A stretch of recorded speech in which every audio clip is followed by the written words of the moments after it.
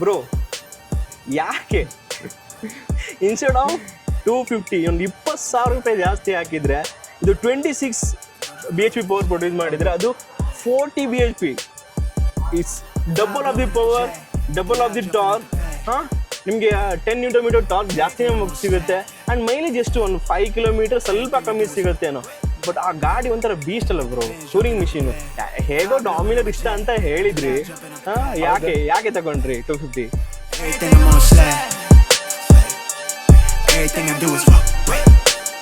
Hi hello ನಮಸ್ಕಾರ ಕರ್ನಾಟಕ. ಇವತ್ತು ನಮ್ಮ ಹತ್ರ ಇರೋದು ಡಾಮಿನರ್ 250. ಸೊ ಈ ಸಲ ನೀವು ಎಲ್ಲ ಟೈಮ್ ನೋಡಿರ್ತೀರ, ನಾನು ಗಾಡಿ ಟೆಸ್ಟ್ ಡ್ರೈವ್ ಮಾಡ್ತೀನಿ, ಒಂದು ಹಾಫ್ ಆನ್ ಅವರಲ್ಲಿ ಏನಂತ ಒಪಿನಿಯನ್ ಕೊಡಲಿ. ಬಟ್ ಈ ಗಾಡಿ ಆಲ್ರೆಡಿ ಓನರ್ಸ್ ಇದ್ದಾರೆ, ಈ ಗಾಡಿನ ಆಲ್ರೆಡಿ 600 ಕಿಲೋಮೀಟರ್ ಓಡಿಸಿದ್ದಾರೆ ಆ್ಯಂಡ್ ಜಸ್ಟ್ 3 ಮಂತ್ ಓಲ್ಡ್ ಅಷ್ಟೇ.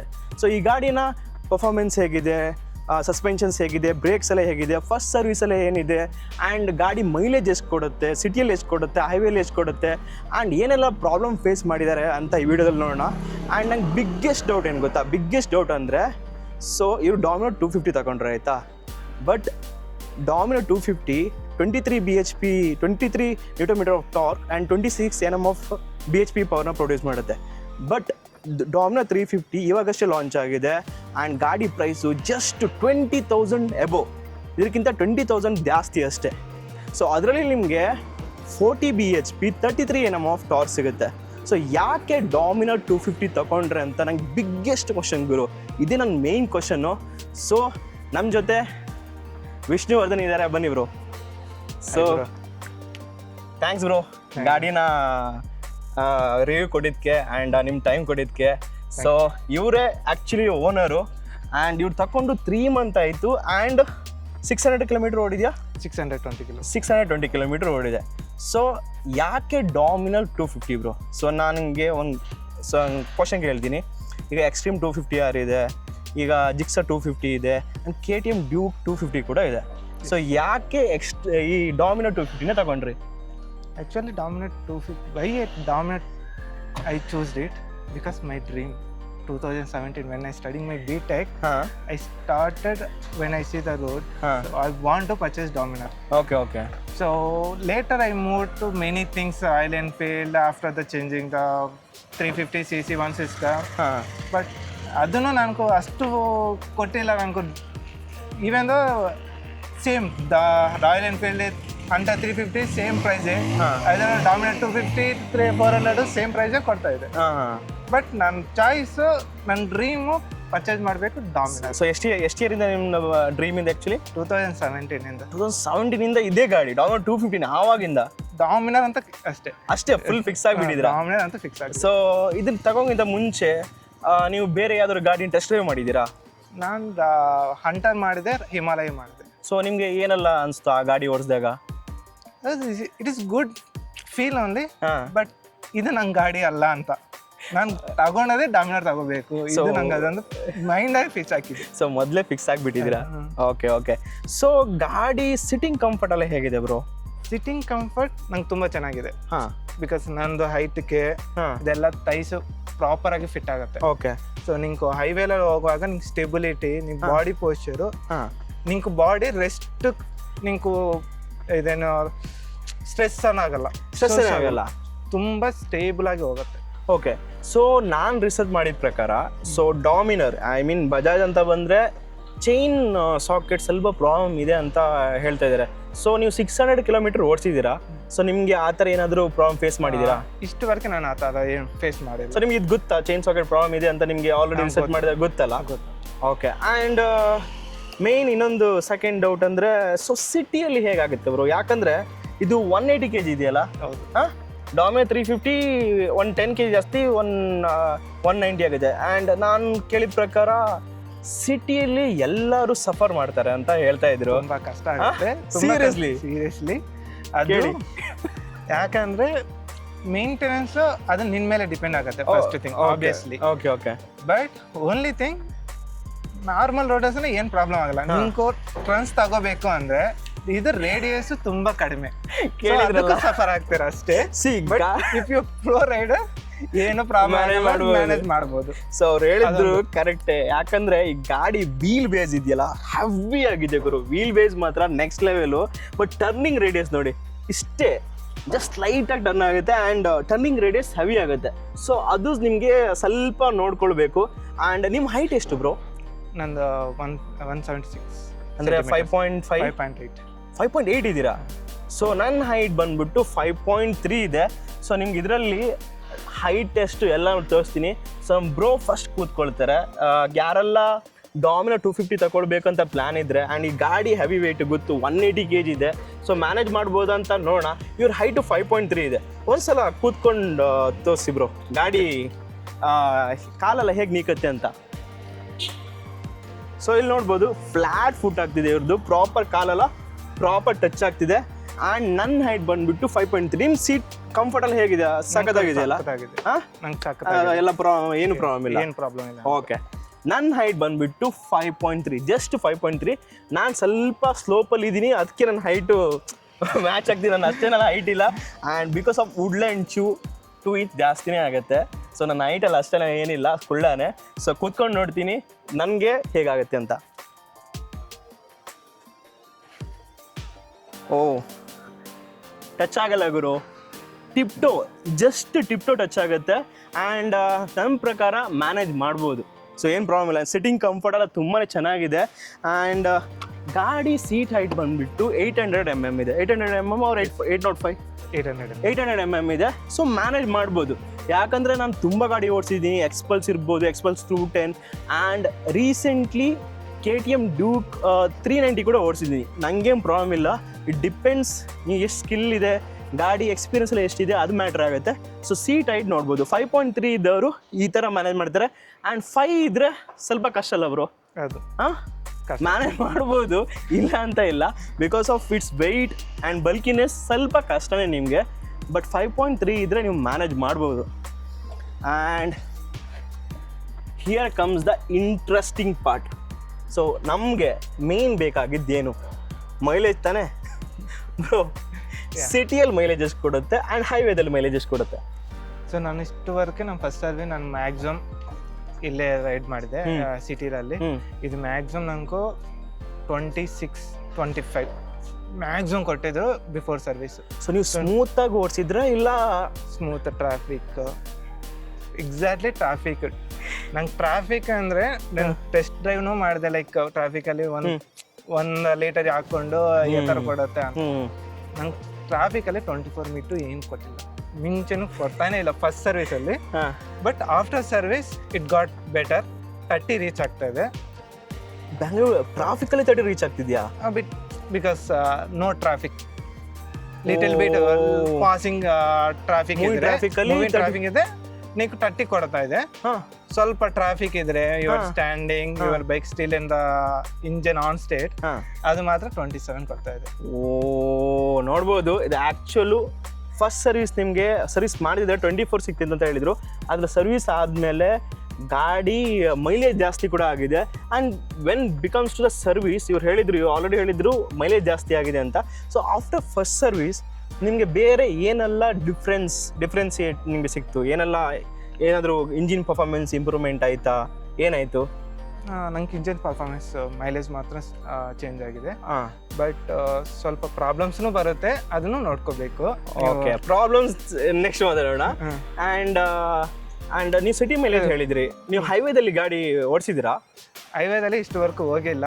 ಯಾಕಂದ್ರೆ ಇನ್ನು ನಂಬರ್ ಪ್ಲೇಟ್ ಬಂದಿಲ್ಲ ನಂಗೆ. ಸೊ ಅದಕ್ಕಂತ ನಾನು ಸ್ವಲ್ಪ ಅವಾಯ್ಡ್ ಮಾಡ್ತೇನೆ. ಇನ್ ಕೇಸ್ ಸ್ಟಿಲ್ ನಂದು 60 days ಆಗ್ತಾ ಇದೆ. ಸೊ ನಂಗೆ ಇನ್ ಕೇಸ್ RTO ಸಿಕ್ಕಾಕೊಂಡಿದ್ರು ಅವಾಗ ಪ್ರಾಬ್ಲಮ್ ಆಗ್ತದೆ ಅಂತ ನಾನು ಹೋಗ್ತಾ ಇಲ್ಲ ಅಷ್ಟೇ. ಓಕೆ. ಸೊ ಇಷ್ಟಂತ ಹೇಳ್ತೀರಾ? ಒಂದು ಹೈವೇದಲ್ಲಿ ಒಂದು ಎಷ್ಟು ನೀವು ಅಂದಾಜು ಪ್ರಕಾರ ಎಷ್ಟು ಮೈಲೇಜ್ ಕೊಡ್ಬೋದು? 30-35? ನಾನು ರಿಸರ್ಚ್ ಮಾಡುವಾಗ ಮೈಲೇಜು 35 ವರೆಗೂ ಹೋಗ್ತಾ ಇದೆ ಅಂತ ಹೇಳ್ತಾ ಇದ್ರು. But may be as per my riding 32-33 ಬರ್ಬೋದು. 33 ಬರ್ಬೋದಲ್ಲ. ಆ್ಯಂಡ್ ಮೈಲೇಜ್ ಆಯಿತು. ಆ್ಯಂಡ್ ಸರ್ವಿಸ್ ಬಗ್ಗೆ ಹೇಳಿದ್ರ. ಆ್ಯಂಡ್ ಎಲ್ಲರೂ ಒಂದು ಡೌಟ್ ಇರುತ್ತೆ ಬ್ರೋ, ಫಸ್ಟ್ ಸರ್ವಿಸಲ್ಲಿ ಏನೆಲ್ಲ ಮಾಡಿದ್ರು ಆ್ಯಂಡ್ ಎಷ್ಟು ಕಾಸ್ಟ್ ಬಿತ್ತು? ಫಸ್ಟ್ ಸರ್ವಿಸಲ್ಲಿ ಏನು ಚೇಂಜ್ ಮಾಡಲ್ಲ. ಮ್ಯಾಕ್ಸಿಮಮ್ ಜಸ್ಟ್ ವಾಟರ್ ಸರ್ವಿಸ್ ಆಗ್ತಾರೆ. Engine oil first for preference engine oil change ಮಾಡ್ತಾರೆ. ಸೊ ಇಂಜಿನ್ ಆಯಿಲ್ ಅಂತ ಬಗ್ಗೆ ಮಾತಾಡಿದ್ರೆ ಬಜಾಜ್ ಅವ್ರದ್ದು ಓನ್ ಇಂಜಿನ್ ಆಯಿಲ್ ಇದೆ, ಅದನ್ನ ಯೂಸ್ ಮಾಡ್ತಾರಾ? Yes, full synthetic. 1.7 it will capacity of 1.7 litres. ಅದನ್ನು ಕಂಪ್ಲೀಟ್ ಆಗಿ ಚೇಂಜ್ ಮಾಡ್ತಾರೆ. ಕೂಲೆಂಟ್ ಆಯಿಲ್ ಟಾಪ್ ಅಪ್ ಮಾಡ್ತಾರೆ. Just chain lubricant, air filter cleaning, those kind of things only they will do. ಎಲ್ಲ ನಿಂಗು ಇದು clutch pads, brake pads ಅದನ್ನೇನು change ಮಾಡಲ್ಲ. ಅದೆಲ್ಲ ಏನು ಚೇಂಜ್ ಮಾಡಲ್ಲ, ಅದೆಲ್ಲ ಸೆಕೆಂಡ್ ಸರ್ವಿಸ್ ಬರುತ್ತೆ. Second so service. ಪ್ರೈಸ್ ಎಷ್ಟಾಯ್ತು ಬ್ರೋ? ನಂದು ಆಗಿದ್ದು 2000 ಆಗಿದೆ. 2000 ಫಸ್ಟ್ ಸರ್ವಿಸ್ 2000 ಆಗಿದೆ. ಯಾಕಂದ್ರೆ ನೀನು ಸ್ವಲ್ಪ ಬಜಾಜ್ ಫುಲ್ ಸಿಂಥೆಟಿಕ್ ಆಯಿಲ್ ಸ್ವಲ್ಪ ಕಾಸ್ಟ್ಲಿ, 10W50. ಹಾಂ, ಸೊ ಅದು ಸ್ವಲ್ಪ ಕಾಸ್ಟ್ಲಿ. ಅಂದ್ರೆ ಅದರಲ್ಲಿ ಇದು ಕಂಪೇರ್ ಮಾಡಿದ್ರೆ ಅದರ್ ಬೈಕ್ಸ್ ಇದು ಸ್ವಲ್ಪ ತುಂಬ ತಗೊಳತ್ತಲ್ಲಿ 1.7 ಲೀಟರ್ಸ್. ಸೊ ಅದಕ್ಕೆ 1 ಲೀಟರೇ ನಿಂಗೂ ಸ್ವಲ್ಪ ಕಾಸ್ಟ್ ಅರೌಂಡ್ 1100 ಆ ಥರ ಆಗ್ತಾಯಿದೆ. ಮತ್ತೆ ನಿಂಗೆ 700 ml even though they have to take the 1 litre. Correct, ಅದು ಅರ್ಥ ಆಗುತ್ತೆ. ಆ್ಯಂಡ್ ಗಾಡಿ ಓವರ್ ಆಲ್ ನಿಮಗೆ ಹೇಗೆ ಅನಿಸ್ತು ಬ್ರೋ? ಆ್ಯಕ್ಚುಲಿ ಸಿಟ್ಟಿಂಗ್ ಕಂಫರ್ಟ್ ಇರ್ಬೋದು, ಆ್ಯಂಡ್ ಗೇರ್ ಶಿಫ್ಟಿಂಗ್ ಎಲ್ಲ ಹೇಗಿದೆ, ಕ್ಲಚ್ ಹಾಡಿದೆಯಾ ಇಲ್ಲ ಮತ್ತೆ ಏನು ಹೇಗನ್ಸ್ತು? ಕ್ಲಚ್ ಎಲ್ಲ ಹೇಗನ್ಸ್ತು? ಹಾಡಾಗಿದೆಯಾ? ನಂಗೆ ಕ್ಲಚ್ ಏನು ಹಾಡಾಗಿ ಅನಿಸ್ತಿಲ್ಲ. But only one problem is you will see that clutch ಇದು ಗೇರ್. Okay okay. ಯಾಕಂದ್ರೆ ನೀವು ಇದು ಮೂಮೆಂಟ್ ಇರುತ್ತೆ. ಓಕೆನಾ? When you up skill, so sometimes you will feel the again it is coming up.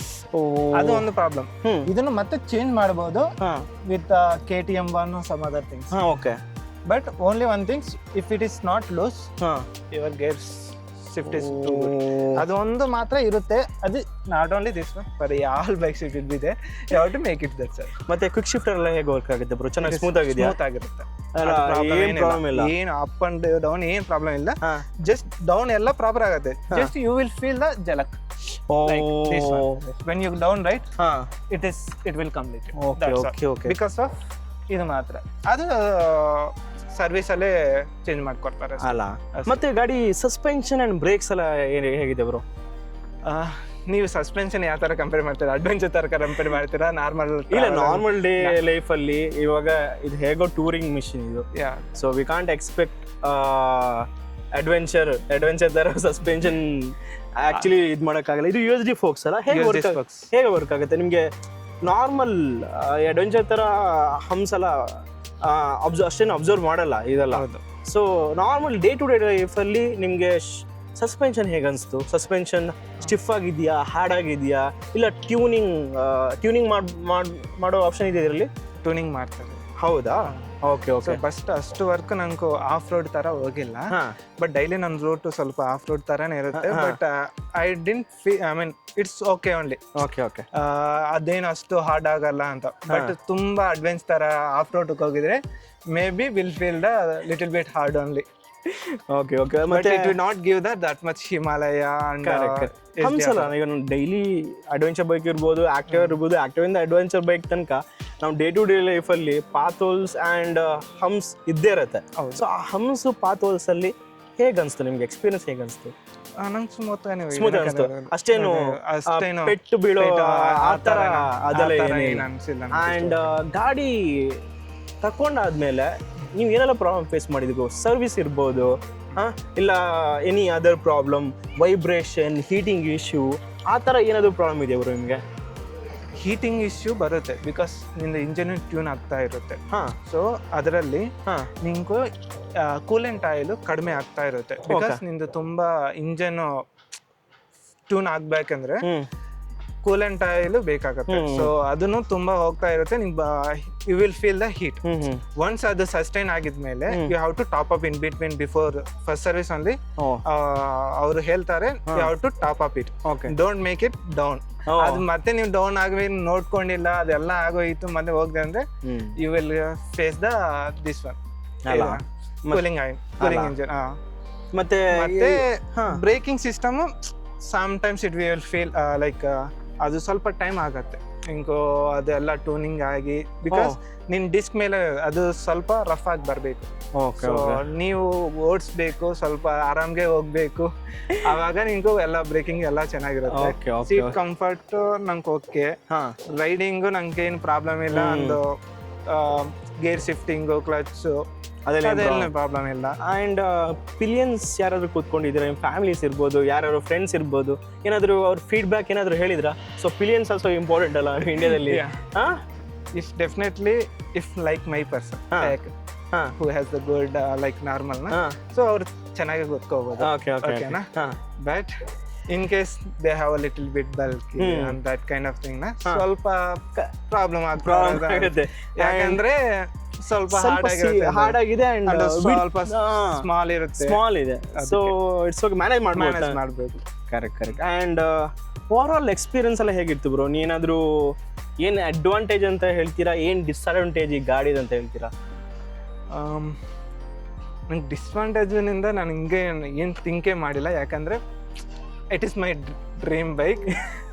ಅದರಲ್ಲಿ ಅವ್ರು ಇರ್ಬೋದು ತುಂಬ, ಬಟ್ ಇನ್ನೂ ನಾನು ಅಷ್ಟು ನೋಡಿಲ್ಲ. ಇಷ್ಟುವರೆಗೆ ನಂಗೆ ಚೆನ್ನಾಗಿದೆ. ಓಕೆ. ಆ್ಯಂಡ್ ಅಡ್ವಾಂಟೇಜ್ ಅಂದರೆ ಐ ಕ್ಯಾನ್ ಟೆಲ್, ಬಿಕಾಸ್ ಎಲ್ಲ ಚೆನ್ನಾಗಿದೆ, ಎಲ್ಲ ಚೆನ್ನಾಗಿದೆ ಅಷ್ಟೇ. ಸೊ ಆ್ಯಕ್ಚುಲಿ ಇದು ಇವರು ಡ್ರೀಮ್ ಬೈಕ್ ಆಯ್ತಾ. 2017ಇಂದ ಒಂದೇ ಒಂದು ಮೈಂಡ್ ಸೆಟ್ಟಲ್ಲಿ ಇದ್ರು, ಡಾಮಿನರ್ ಅಂತ.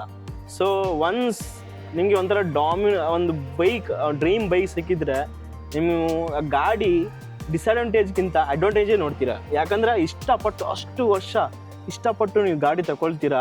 So everything looks beautiful. ಅದೇ ಆಗಿದೆ ಅನ್ಸುತ್ತೆ ನಮ್ಮ ಬ್ರೋಗೆ.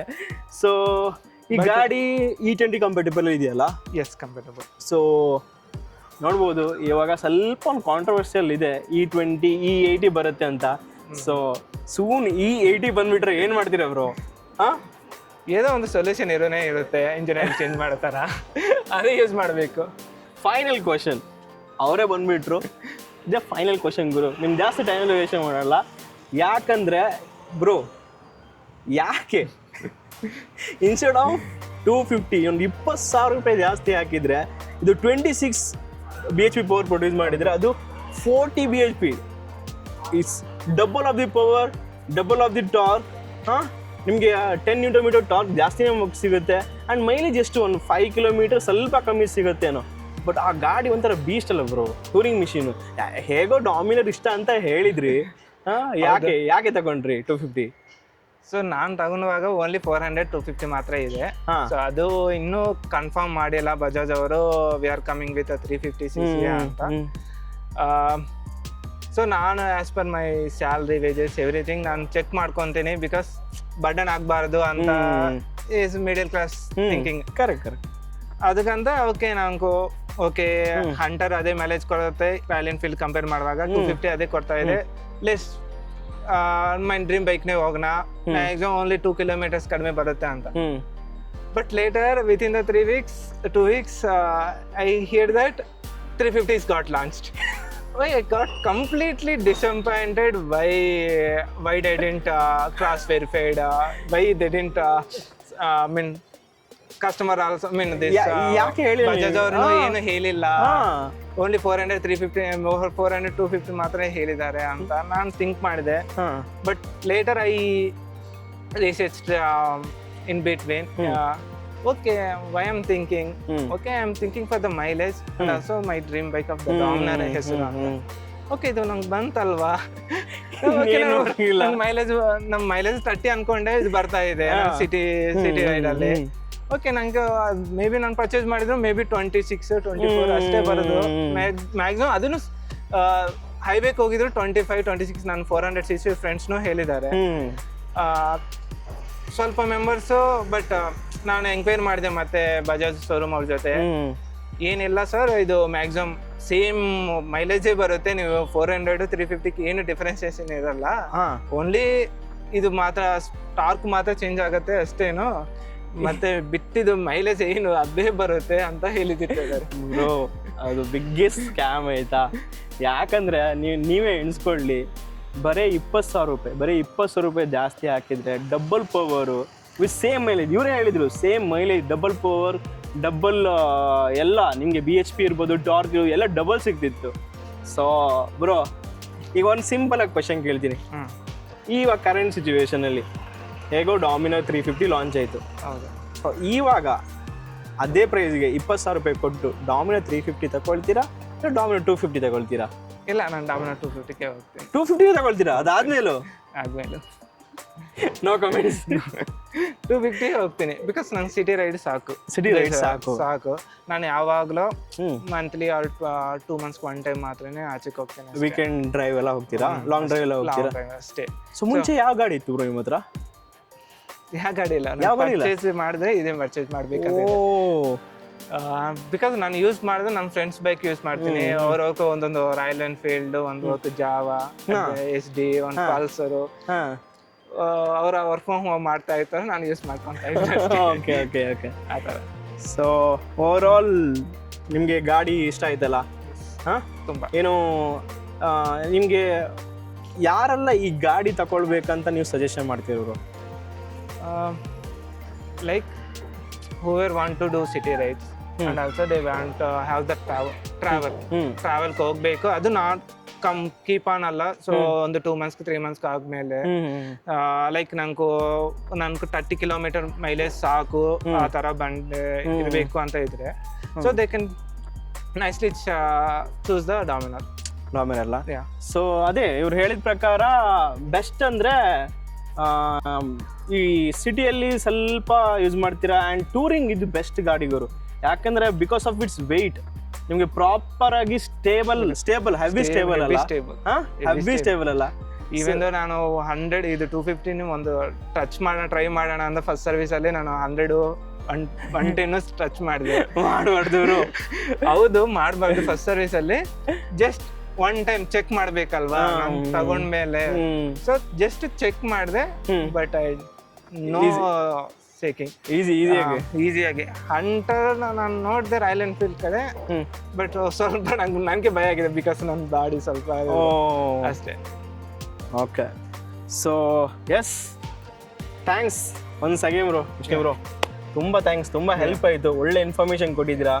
ಸೊ ಆ್ಯಂಡ್ ಯಾರೆಲ್ಲ ಬೆಂಗಳೂರಲ್ಲಿ ಇದ್ರಿ ಆ್ಯಂಡ್ ಯಾರೆಲ್ಲ ರೀಸೆಂಟಾಗಿ 2026 ಪರ್ಚೇಸ್ ಮಾಡಿದ್ದೀರಾ ಆ್ಯಂಡ್ ನಿಮ್ಮ ಹಾನೆಸ್ಟ್ ಒಪಿನಿಯನ್ ಜನರಿಗೆ ಹೇಳಬೇಕು ಅಂತ ಹೇಳಿದರೆ ನನ್ನ ಒಂದ್ಸಲ ಕಾಂಟ್ಯಾಕ್ಟ್ ಮಾಡಿ. ಆ್ಯಂಡ್ ನಿಮಗೆ ಈ ಕಂಟೆಂಟ್ ಇಷ್ಟ ಆಯ್ತಂದರೆ ಫಾಲೋ ಇಲ್ಲ ಸಬ್ಸ್ಕ್ರೈಬ್ ಮಾಡೋದನ್ನ ಮಾತ್ರ ಮರಿಬೇಡಿ. Thanks for watching. Tata, bye bye. Thanks bro, thanks.